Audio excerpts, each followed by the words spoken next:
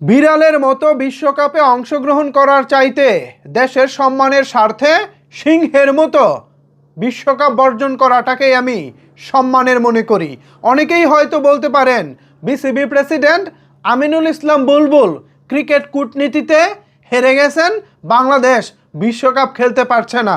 এরকম চিন্তা ভাবনা যারা করতেছেন তারা আসলে বোকার স্বর্গে বসবাস করতেছেন। কিসের ক্রিকেট কূটনীতি ভাই? ভারতের উপরে কোনো কথা আছে? যেখানে ভারতের উপরে স্বয়ং আইসিসি কথা বলতে পারে না, সেখানে বাংলাদেশ ক্রিকেট বোর্ড বিসিবি সদস্য দেশগুলোর ভোট নিজের পক্ষে পাবে, এটা আপনারা কিভাবে ভেবেছেন? আপনাদের মাথায় যদি কমন সেন্স থাকতো তাহলেও তো আপনাদের মাথায় এরকম চিন্তা ভাবনা আসার কথা না।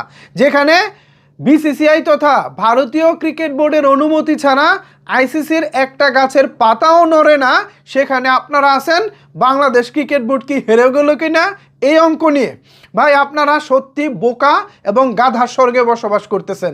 অন্যদিকে যদি আমাদের দেশের প্রেক্ষাপটে আপনারা চিন্তা করেন তাহলে পুরো পৃথিবীব্যাপী আমরা যে মেসেজটা দিয়েছি এটা একটা অতুলনীয় মেসেজ হয়েছে, একটা অতুলনীয় মেসেজ যার কোনো আসলে তুলনা চলে না।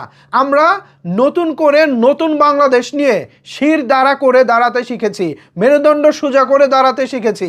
আমরা আর কোনো আধিপত্যবাদের কাছে মাথা নত করব না, এটা আজকে স্পষ্ট একটি বার্তা হয়ে গেছে। আমরা ক্রিকেটীয় কূটনীতিতে হারিনি, আমাদেরকে হারিয়ে দেওয়া হয়েছে। আর এই হারের পরেও আমরা ব্যথিত নই, বরঞ্চ আমরা খুশি, কারণ দিন শেষে আমরা জিতে গেছি। আমরা বলেছি ভারতে বিশ্বকাপ খেলবো না মানে খেলবো না, এখানে আর যদি কিন্তু নাই। আমরা দিন শেষে আমাদের নীতিতে জিতে গেছি, বাংলাদেশকে হারতে দেয়নি, বাংলাদেশের আত্মসম্মান বিকিয়ে যেতে দেয়নি। আমরা দেশ ছোট হতে পারি, আমাদের হয়তো বা অর্থনৈতিক দিক সব কিছু বিবেচনা করলে হয়তো বড় বড় দেশের তুলনায় আমরা একটু নিচু স্তরে আছি, বাট আমাদের আত্মসম্মানের দিক থেকে, মান মর্যাদার দিক থেকে আমরা আজকে অনেক উঁচুতে চলে গেছি। একটি বিশ্বকাপ না খেললে কিছুই আসবে যাবে না, কিন্তু আমরা আইসিসি এবং ক্রিকেট বিশ্বকে যে বার্তা দিয়েছি সে বার্তাটা স্পষ্ট, আমরা কারো কাছে মাথা নত করব না। আমরা এবার যেটা হয়েছে, আমরা আমাদের বন্ধুকে শত্রুকে এটা আমরা চিনতে পেরেছি।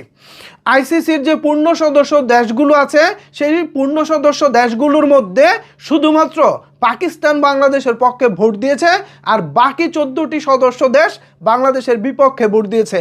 শুনতে এবং বলতে আফসোস লাগে, জিম্বাবুয়ের মতো ক্রিকেট দেশ যারা আমাদের দয়ায় গত 10 বছর আমাদের বাংলাদেশে খেলতে এসেছে, আমরা তাদের হোটেল ভাড়া দিয়েছি, বিমান ভাড়া দিয়েছি, নানাভাবে তাদেরকে সহযোগিতা করেছি, সেই তারা পর্যন্ত আমাদের বিপক্ষে ভোট দিয়েছে।